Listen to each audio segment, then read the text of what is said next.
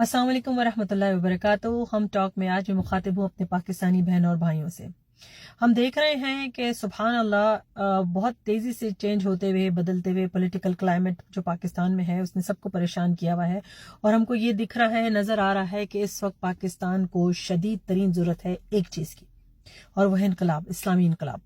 और वो उस वक्त आएगा जब हम सब तैयार होंगे, और वो उस वक्त आएगा जब हम सब बिल्कुल बरसरे पैकार हो जाएंगे कि हमें इस्लामी जमहूरिया पाकिस्तान में इस्लामी इनकलाब लाना है।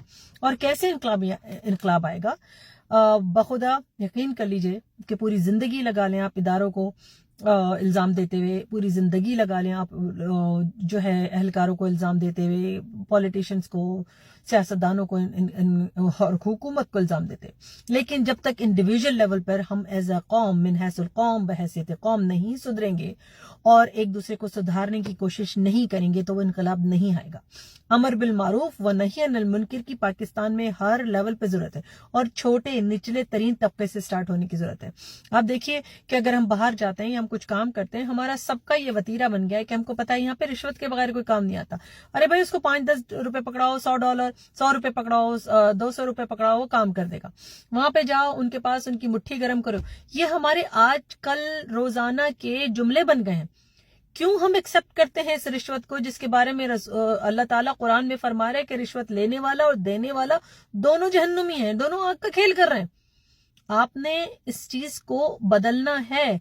आपने कोई काम रिश्वत के बगैर नहीं करने देना और ना ही करवाना है।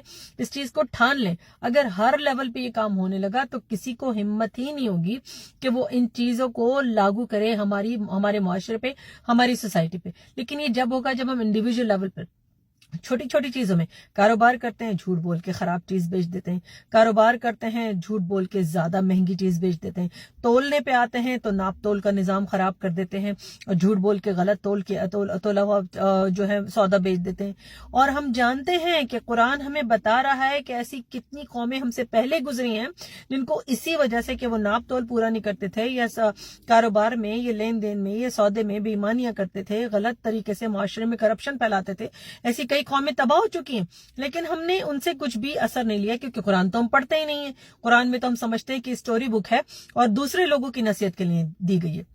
लेकिन अगर हम करप्शन लिटरली हर लेवल पे खत्म करें, अगर हम करप्शन अपने जहनों में खत्म करें, अगर करप्शन हम अपने घरों में खत्म करें, अगर करप्शन हम अपनी जिंदगियों में खत्म करें, तो ही इनकलाब आएगा इस्लामी जमहूरिया पाकिस्तान को। इस्लामी जमहूरिया पाकिस्तान बनने का मौका उस वक्त मिलेगा जब हम सब सही हो जाएंगे। अपने को चेंज करने की कोशिश कीजिए और अपने अतराफ चेंज करने की कोशिश कीजिए, क्योंकि अगर हम सब चेंज नहीं होंगे तो फिर कुछ भी चेंज नहीं होगा। और अगर कुछ भी चेंज नहीं होगा तो ना मुआशरा बदलेगा, ना इस्लाम आएगा और ना मुआशरे में बदलाव आएगा।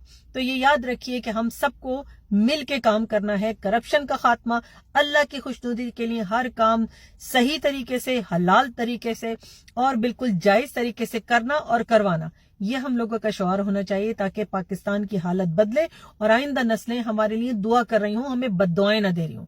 दुआ में याद रखिएगा और जरूर मुझे अपने टॉपिक आइडियाज भेजते रहिए। इंशाल्लाह जो कुछ भी मैंने कहा गलत, वो सिर्फ और सिर्फ मेरी गलती है। जो कुछ भी मेरे मुंह से हक निकला वो सब मेरे अल्लाह करीम की रहमत और उसकी नवाजिश है। अस्सलाम वालेकुम वरहमतुल्लाह।